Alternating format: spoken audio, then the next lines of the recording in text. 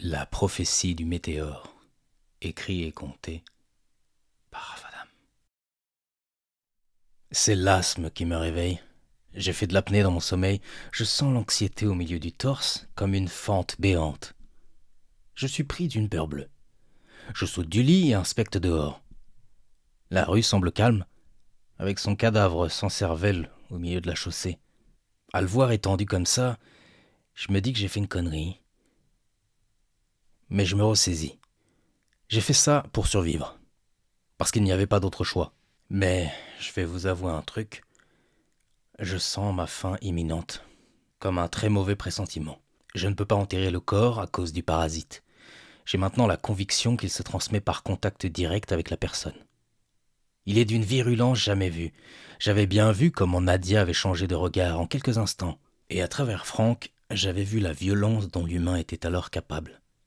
Fallait quand même que je me débarrasse du corps et de l'odeur de mort charriée par le vent léger. Faut que je le brûle, que je me suis dit. Alors je descends au sous-sol, là où les Waters entreposaient l'alcool à brûler pour le barbecue et les allumettes. Je mets le tout dans un sac plastique et je passe par le jardin de derrière. Accroupi à l'angle de la maison, je scrute un moment puis je me décide à y aller. J'ai encore la désagréable sensation de l'anxiété chevillée au corps, comme des fourmis qui partent de la poitrine. Je crois qu'en fait je l'ai toujours eue, cette sensation, depuis la mort de mes parents, du moins. Mais j'en prenais conscience à présent. J'étais devenu un mec chiant à cause de l'anxiété, en résumé. Sauf que le mec chiant est pour l'instant encore en vie, et que le mec chiant est maintenant au milieu de la route à asperger le corps à un bon mètre de distance. Je me recule un peu et laisse une traînée d'alcool à brûler. Je craque une allumette, mais elle s'éteint au petit vent. J'ai un moment de paranoïa. Et si le parasite était lui aussi charrié par le vent? Je chasse cette pensée et j'opte pour l'allume-gaz. Ça marche. La flamme prend et suit le chemin tracé par l'alcool. Le pantalon du type prend tout de suite. J'en suis presque content. Faire brûler des trucs m'a toujours plu. J'ai d'ailleurs une belle cheminée à la maison. J'avais. Maintenant, c'est sans doute un tas de cendres. Ironie du sort pour ma cheminée. À vrai dire, on a tous le même sort. Vous avez beau accumuler de votre vivant, vous repartez les pieds devant et les mains vides. On vous mettra peut-être une pièce d'or sur chaque œil, pour le passeur. Helena, la prophète, en sait quelque chose. Elle doit bien rire de là où elle nous regarde. Les flammes gagnent la chemise et le corps devient rapidement un bûcher à lui seul. Je reste quelques instants là, je suis harassé. Mais faut pas traîner dehors, pas bon, pas bon. Je rentre et vais dans le petit bureau. Il y a une collection de vieux livres. Je dois écrire tout ce que je peux avant de mourir. Je sens comme une poussée en moi d'écrire. Il y a du Wi-Fi, mais il fonctionne par intermittence. Alors quand il y en a, j'écris à fond, sur mon cloud. J'ai l'idée d'aller à l'armurerie Jaywick Street. Mais je ne suis sûrement pas le seul à avoir cette idée. J'imagine déjà le magasin pillé de fond en comble, après qu'on ait tué le vendeur d'une balle en pleine tête. Je préfère m'attendre au pire. J'ai encore pas mal de temps avant la nuit. J'écris, puis je prends un sac à dos dans la chambre des petits. J'y mets tout ce qui pourrait être utile. Eau, nourriture, un père, bandage, couteau de cuisine, un briquet. Je mets même une corde que je trouve dans le jardin en sortant par l'arrière. Je tiens fermement mon revolver. Ma main tremble un peu, mais il est plein. Il fonctionne bien. Le fait d'avoir tué cet homme a eu des conséquences terribles, mais pour l'instant, j'étais rassuré de me dire que je pouvais le faire, que je pouvais presser la détente et me défendre. Et puis il y a les tombes dans le jardin. Le petit et les petits vieux avaient le droit de vivre. On le leur a retiré, ce droit. Alors ils ont au moins droit à une vengeance. Dans la rue, c'est étrangement calme.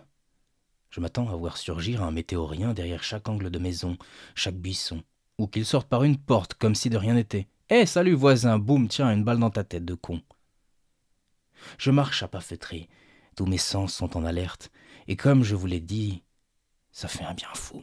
Le soleil est au zénith. Des gouttes perlent sur mon front, de temps à autre je rabats ma mèche sur le côté. Ce soir, si je suis encore de ce monde, je couperai tout à ras. Ce serait con de mourir à cause d'une mèche. Heureusement, j'ai pris une casquette dans la chambre du petit. Je la mets en arrière. J'ai l'air cool. Je longe l'allée de maison. Il y a une benne à ordures renversée et carbonisée au loin. on reconnaît à peine l'objet. Le plastique forme une masse informe, comme une cire de bougie qui aurait fondu. Soudain, j'entends un bruit. Je pointe mon revolver vers un arbre. C'est un corbeau. Il coasse, l'histoire de dire « Arrête, arrête !» Je m'approche tout en jetant des regards furtifs, à droite, à gauche, derrière moi, partout. Je me dis que si un sniper se postait sur l'un des étages, il pourrait défendre cette rue à lui tout seul. Si je trouve un fusil du genre, c'est ce que je ferais. Je me posterais en haut d'un building et je rendrais justice. À ce stade de l'histoire, j'avais encore foi dans les autorités de ce pays de bourrin. Je m'arrête net. Quelque chose dans ma tête s'est fracturé un peu. Une brèche par laquelle la culpabilité s'engouffrerait peu à peu. C'est là que j'ai commencé à parler seul. Reste concentré sur tes objectifs. L'armurerie, l'armurerie. Tu fais de ton mieux, donc t'as rien à te reprocher. De toute façon, c'est eux ou c'est nous.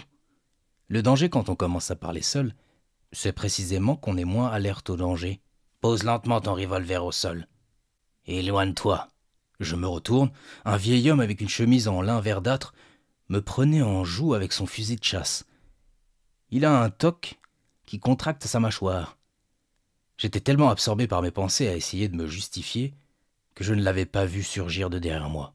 Hé, doucement, je suis des vôtres, ok? J'ai besoin du revolver. Moi aussi, jeune homme.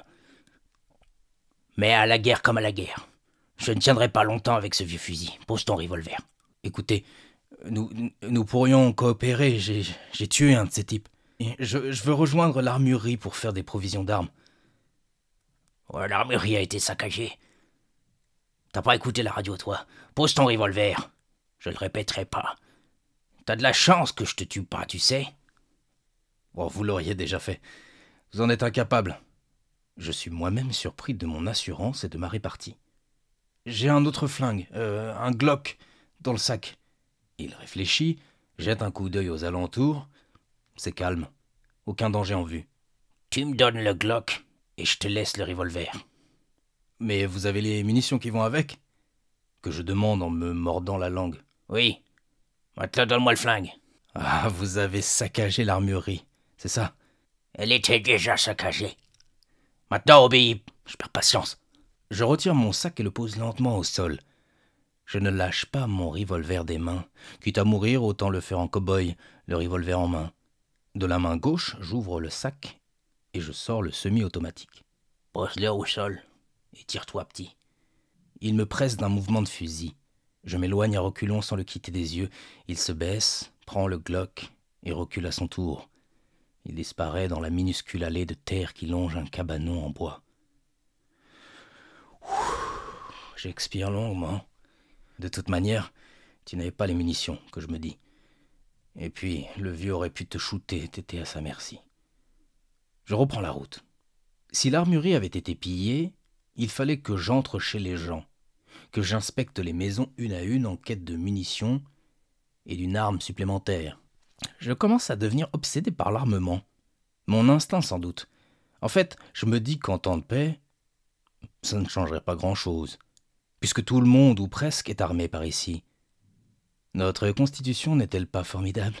Avoir une arme parce que le voisin en a une. Bienvenue dans l'Idaho. Le chemin qui mène à l'armurerie, je le connais bien. Je l'empruntais avec Nino pour rendre visite à Nadia dans son magasin et aller boire un flat white à Dunky Coffee. Mais là, le chemin m'a paru interminable et hostile. À chaque angle de maison, à chaque intersection, il fallait scruter le moindre mouvement, être prêt à courir, à tirer ou les deux en même temps. Le plus inquiétant, c'est les fenêtres. Tu t'imagines qu'une femme ou un gars va passer une tête et te tirer dessus. Je projette sans doute mon fantasme sur la réalité, car en vrai, les survivants sont barricadés chez eux, la peur au ventre. D'autant que Robtown est le genre de bled où tu t'emmerdes. Alors j'imagine que des esprits simples et avides de news angoissantes peuvent aisément devenir survivalistes et transformer leur garde-manger en bunker. L'armurerie apparaît enfin, au croisement de Jaywick Street et Grand Peaky Road. De là où je suis, je peux déjà voir que la vitrine a été brisée et la porte enfoncée. Le vieux n'a pas menti. Je vais me blottir contre une benne à ordures, cette fois encore intacte, pour observer la situation. C'est beaucoup trop calme. J'ai beau regarder les fenêtres, je ne vois personne, pas même le mouvement d'un rideau qui trahirait une présence. Mais je savais qu'on était encore quelques-uns à voir tous nos sens. Le vieux en était la preuve. Faut juste arriver à faire sauter la barrière de la méfiance, toute justifiée. Si deux inconnus ont du mal à communiquer en temps normal, imagine dans ce contexte de fin du monde, dans l'une des régions les plus armées du globe. Même un type en uniforme ne m'inspire plus confiance. Plus vraiment, du moins. On est devenus des bêtes farouches par ici. Je me décide à avancer. J'ai la désagréable impression qu'on m'observe et la sensation encore plus désagréable qu'on me prend en joue. Mais je sais que c'est la peur qui déforme ma perception. À quelques mètres du magasin d'armes, j'ai un mauvais pressentiment. Je vois bien que les lieux ont été saccagés, mais je dois en être sûr. Je prendrai tout ce que je trouverai et je retournerai me barricader. Je pose un pied sur les marches à la peinture bleue écaillée. Elle craque légèrement. J'attends, regarde derrière moi, en l'air et au loin. Puis je monte le reste des marches. La porte n'a plus de poignée. Je la pousse d'une main, l'autre empoignant mon revolver, prête à tirer. La porte grince et tourne sur ses gonds. Je sens une bouffée d'air chaud derrière moi, mais je suis trop absorbé à scruter la pièce. Un comptoir en forme de U me fait face. Toutes les vitrines ont été éclatées et vidées. Au mur, les fusils ont été décrochés. Ils ont même pris les couteaux, tout. Je fais la gueule. Je le vois dans le reflet d'un bout de vitre encore en place. Je jette un rapide coup d'œil dehors. Toujours personne. Quand je me retourne, je constate impuissant le canon qu'on pointe sur moi. Une jeune fille de 14 ou 15 ans me prend en joue derrière le comptoir. Un vieil homme sort de la porte de service. Il porte un t-shirt rouge taché. Il tremble un peu, mais parvient tout de même à me prendre en joue avec un Beretta. Pas de geste brusque. Pose tout doucement ton revolver sur le comptoir. À leur gueule, j'ai plutôt envie de coopérer. Ok. C'est votre armurerie? Ouais. Et on compte bien refaire les stocks. Pose ton arme si tu tiens à vivre encore un peu. J'avance mon bras et pose l'arme sur le bois du comptoir. Maintenant tu recules doucement. Laisse ton sac à dos au sol. Je sors à reculons, les paumes de main bien en évidence. Je lâche mon sac. Attends un peu. Vide tes poches. Je m'exécute. Monte tes chaussettes. Je n'ai rien. Monte tes putains de chaussettes, du con. Pas la peine de s'énerver. Je ne suis plus armé.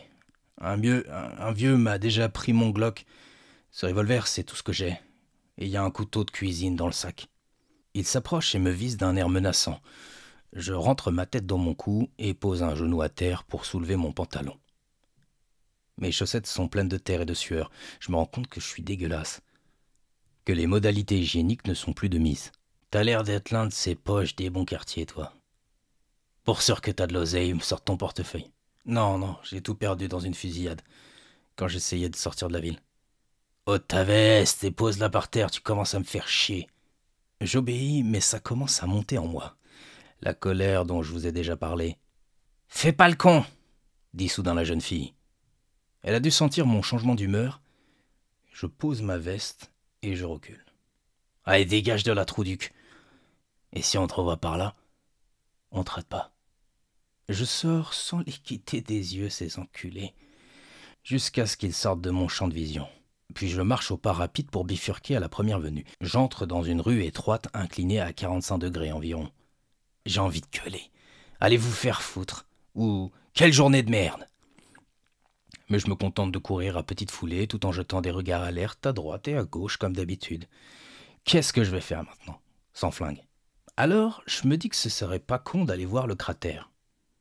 Sans doute qu'il n'y a pas grand monde par là-bas. Et puis, j'avais cette irrésistible envie de voir ce que ma maison était devenue. Un tas de débris sans doute, mais fallait que je voie par moi-même. C'est toujours plus fort que moi, faut que je voie. Je prends la prochaine à droite et je me cache entre deux voitures. Je viens de voir quelqu'un traverser au loin. J'espère qu'il ne m'a pas vu. Il me faut une arme, putain. J'observe les maisons alentour.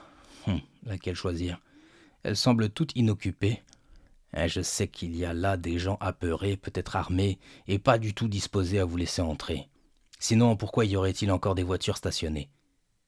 À moins que le proprio ne se soit fait buter avant qu'il ait eu le temps de prendre la route. Route qui, de toute manière, est barrée à la sortie de la ville. D'ailleurs, qu'est-ce qu'ils foutent, les flics et l'armée, là? On est en train de crever, par ici. Faudrait peut-être sécuriser les lieux. À moins qu'ils aient reçu l'ordre de ne pas approcher, justement. Mais je me dis qu'il doit bien y avoir une équipe pour analyser l'impact et les débris du météore. Ah, faut que j'aille voir. Faudrait au moins que je pique un marteau ou une batte de baseball. Je jette un œil dans la rue. Personne en vue. Je continue ma progression. Tantôt au pas de course, tantôt accroupi. Je ne sais pas vraiment ce que je fais, pour être honnête. D'ici au cratère, j'en ai au moins pour 1 heure de marche. Mais je sens que c'est ce que je dois faire. Et là, contre toute attente, j'entends une voix sur ma droite. Hé, psst, allez vous réfugier, vous êtes fous! Je cherche d'où vient la voix, et j'aperçois un vieil homme sur son balcon. Il tient un fusil qui doit être lourd pour lui. C'est un immeuble à 3 niveaux. Je peux vous ouvrir la porte du hall d'entrée si vous voulez, mais je ne peux pas vous laisser monter à cause de l'épidémie qu'ils ont dit à la radio. Merci, mais je dois rejoindre le cratère. Vous n'auriez pas une arme ou un couteau à défaut? Attendez, je vais voir ce que j'ai en cuisine. J'attends accroupi. J'essuie nerveusement la sueur de mon front. Je commence à avoir les pétoches. Mes nerfs sont à vif. J'ai envie de buter quelqu'un ou de cogner sur quelque chose. Je mets un coup de poing dans la carrosserie. L'alarme se déclenche. Putain. Merde, 3 fois merde. Mais qu'est-ce que vous faites? Dit le vieux revenu au balcon. Vous allez les attirer. Partez. Il lance un objet et va se réfugier chez lui. L'objet tombe lourdement sur la pelouse. Je cours voir. L'alarme me met dans tous mes états. Je jure plus qu'à mon habitude. Je ne me rappelle pas bien ce que j'ai dit, mais cette caisse en a pris pour son grade. La pauvre caisse du citadin lambda, que personne ne veut voler d'ailleurs, a sa petite alarme de merde, fait chier. Je déterre l'objet, c'est un hachoir. Génial, le vieux m'a donné un ustensile de boucher. Dan Wilkins, mesdames, messieurs, s'en va dans Robtown avec son hachoir. Halloween en plein été. Je souris tellement. C'est grotesque. Puis je détale dans une ruelle. Je zigzague jusqu'à ce que le son de l'alarme ne soit plus qu'un écho lointain et étouffé. Quelle journée de merde. Vous savez, le moment présent dont je vous parlais, c'est le genre de situation où vous êtes tout entier à l'instant. Je ne pensais ni à ma maison, ni à Nino, ni à Nadia. J'étais juste là, dans la présence, muet en urgence. Et la bonne nouvelle, c'est que j'ai de bonnes jambes et un hachoir plein de terre. On se croirait dans un jeu vidéo macabre. Si la vie est un jeu, alors c'est déconseillé aux moins de 18 ans. À cette pensée, je rigole. C'est absurde. Je suis sur les nerfs et pris soudain d'un fou rire. Je dois m'arrêter. Là, un café désert. Je rentre. Y a quelqu'un que je dis en poussant la porte battante qui donne sur les cuisines. J'ai toujours du mal à contenir mon fou rire. Une effluve de pourriture me stoppe dans mon élan et je cesse de rire. Un chien en putréfaction jonche le sol. Des vers grouillent dans sa panse entr'ouverte. Je ressors des cuisines. Pas la force de nettoyer. Je repense à Nino pour le coup et là, c'est plus fort que moi. Je hurle, puis envoie un coup de hachoir dans le disque jockey. La machine émet une mélodie, puis grésille et finit par s'éteindre. Les 2 mains appuyées sur l'une des tables, j'essaye de reprendre mon calme. Mais du coin de l'œil, je vois du mouvement par la vitre. Je tourne la tête. Un météorien s'approche lentement. Il n'a pas d'arme à feu, mais un couteau plein de sang. Et il boite. Je prends mon hachoir. J'avais un hachoir et une très forte envie d'en découdre, vous comprenez? Sauf qu'en fait, fallait fuir. Je ne me battais pas seulement contre un homme, c'était le parasite le plus dangereux. Un corps à corps, c'était prendre le risque de finir comme eux, infecté. Écervelé. Alors je me rue vers la porte d'entrée. Je sors, je le vois presser le pas pour m'attraper, mais je donne tout ce que j'ai. Sa jambe l'empêche de me prendre en chasse. Je n'ai aucun mal à le semer dans le dédale de ruelle. Si ça continue comme ça, j'y serai jamais avant la tombée de la nuit au cratère. Mon plan n'est pas bon. La première chose que je me suis dite quand j'ai vu le cratère, c'est... Putain. La deuxième chose, c'est... Mais que fait la police et l'armée? J'avais devant moi un talus haut de 15 ou 20 mètres. 15 ou 20 mètres de terre entremêlée et de débris. Je m'avance tout en restant alerte. On peut sentir la désolation et l'air pesant comme une chape invisible mais pesante. Je m'arrête pour observer la paroi de terre broyée. Là, un bout de carrosserie. Oh, la fatigue a réveillé mon imagination. J'imagine voir un bras ou une jambe dépasser du talus. Peut-être même une tête ou un bout de torse. Mais je ne vois rien qui ait une forme propre. Juste un mur de terre en arc de cercle. C'est tellement calme par ici que vous pouvez entendre votre cœur, et le mien bat la chamade, bien sûr. Je sens mes joues rougir. Mes muscles sont tendus et je commence à avoir mal aux poignets à force de porter le hachoir. Je décide de faire le tour par la droite. De temps en temps, je jette un regard sur ce qui reste des rues. Putain, la chaussée de Goldmeyer Avenue est cabossée. Il pourrait recouvrir le tout d'une couche de béton et vous voilà en présence d'un magnifique skatepark. Avec des bols plus inclinés les uns que les autres. Je vois des maisons et des immeubles aux vitres brisées. Je sursaute soudain. Un pan de mur fissuré vient de s'ouvrir en deux. Puis c'est toute la façade qui cède, révélant l'intérieur de l'immeuble, comme une maison de poupée qu'on ouvre sur le côté. J'imagine surprendre ses habitants en plein dîner ou en plein ébat. Mais naturellement, il n'y a personne au-dedans. Ils ont fui, ou ils sont morts depuis. Je me rends compte qu'on vit dans des boîtes, comme des princes parfois, mais tout de même dans des boîtes. Illusion de confort et de sécurité. Elles ont l'air fières, nos demeures. Maintenant, ce n'est qu'un champ de ruines avec des crevasses, des bouts de murs, des pièces de métal qui rouillent en plein jour. Des mélanges improbables de matériaux, comme après un bombardement. Et une carcasse que je pense être celle d'un chien. Les corbeaux s'en délectent. Ils sont les maîtres des airs à Hoptown.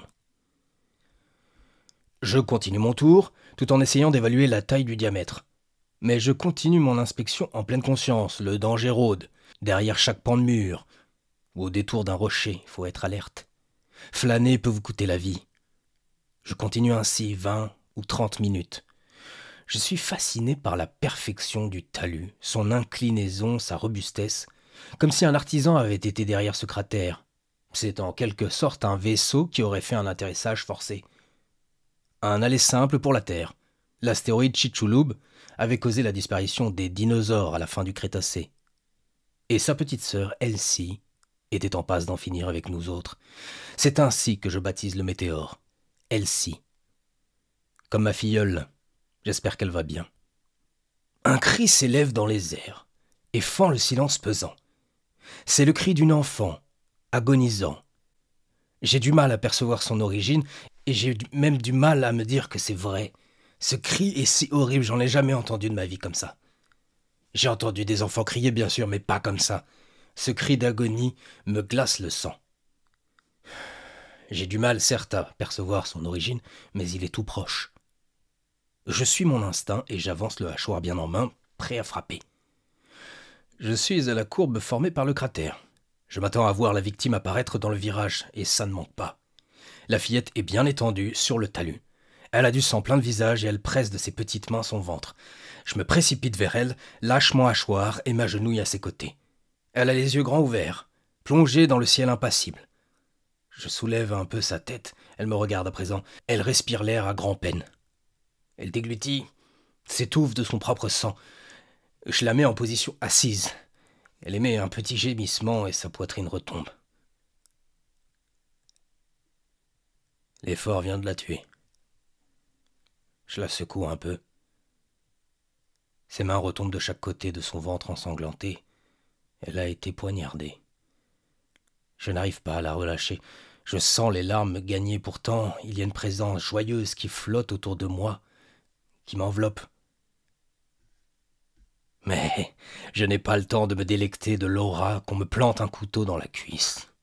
D'un geste réflexe, je lâche la fillette et fais face à mon agresseur. C'est une femme, mais je ne distingue pas bien son visage caché par ses cheveux longs en bataille et la secousse du corps à corps. Elle lève son couteau de boucher, je roule sur le côté pour éviter le coup de grâce, me jette sur mon hachoir et lui fais face. Elle se relève péniblement, Son bras droit pisse le sang. Mais ce n'est pas ce qui me choque. Derrière la masse de cheveux, je devine Nadia. Elle se tient maintenant bien droite. Semble évaluer la situation, ne se préoccupe pas de ses cheveux, ce qui est un signe supplémentaire que ce n'est pas Nadia que j'ai en face de moi, mais un parasite. Un monstre qui tue des enfants de sang-froid, sans le moindre remords, sans sourciller, pour aucune raison. D'ailleurs, quelle raison y aurait-il à tuer un enfant? Nadia! C'est moi, Dan. Je parle sans réfléchir, mais c'est comme parler dans le vide. Je jette mon hachoir à terre et je mets mes mains en l'air en signe de soumission. Elle se jette sur moi. J'esquive un coup, puis immobilise sa main droite, celle qui brandit le couteau. Elle ne lâche pas le couteau pour autant et me mord au cou. On tombe en arrière, elle se rue sur le couteau qu'elle vient de lâcher, je la tire par une jambe, puis m'étale de tout mon poids sur elle. Je n'ai pas d'autre choix que de poser mon avant-bras sur sa trachée. Je ne veux pas l'étrangler jusqu'elle tombe dans les vapes. Mais elle se débat fort, si fort que je dois resserrer mon bras et la prendre en étau avec mes jambes. On dirait une prise de MMA. L'instinct de survie qui prend les commandes. Elle me griffe aux avant-bras, tente de me mordre, me frappe au front. Mais je tiens bon. Je suis pétrifié par la peur. « Arrête! Arrête !» que je dis en boucle. Mais elle continue à se débattre. Elle est possédée. Je resserre ma prise un peu plus de toutes mes forces, je serre les dents, j'ai les yeux pleins de larmes, je sens que je suis en train de la tuer. Mais je ne m'attends pas à lui briser le cou. Et c'est pourtant ce qu'il se passe. Son corps cesse de se débattre. Elle n'oppose aucune résistance.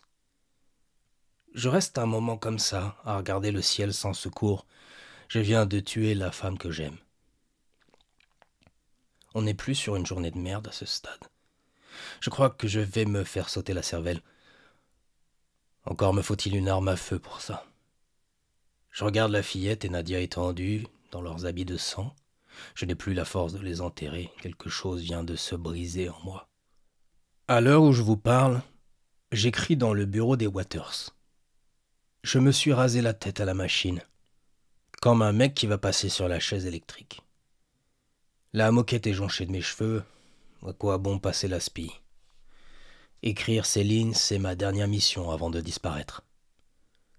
Écrire pour ceux qui survivront, pour leur raconter ce qui se passe ici, comment tout a commencé et comment on nous a laissé tomber.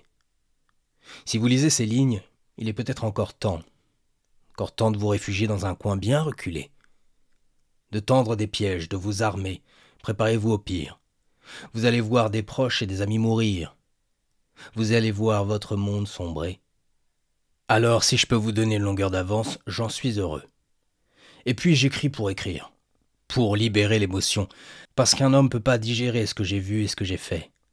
Mon hachoir est près de la souris, mon t-shirt est pouilleux, mes yeux sont imbibés de sang, le corps est harassé.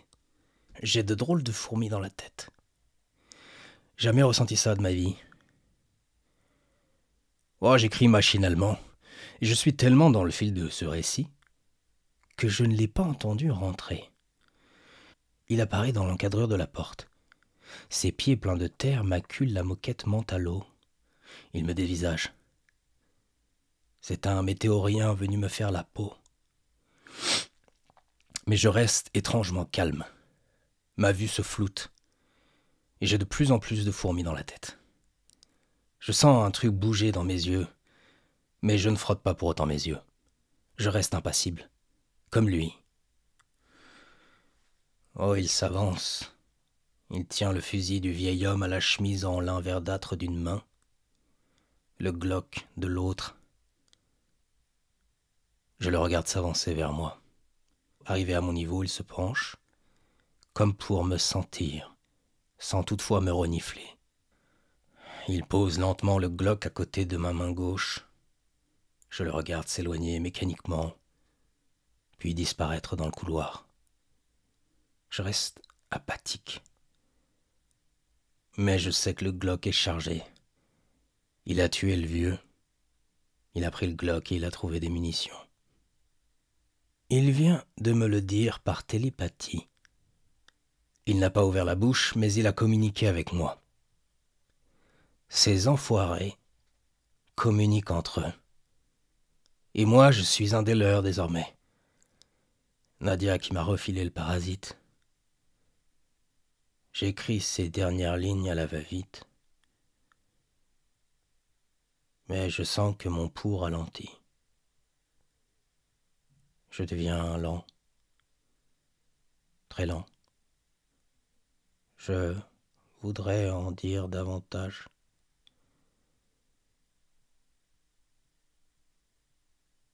Mais je ne suis déjà plus.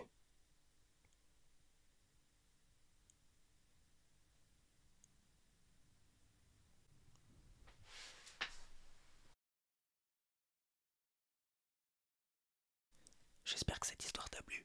Dis-moi en commentaire ce que t'en as pensé. Tu peux aussi lâcher un like.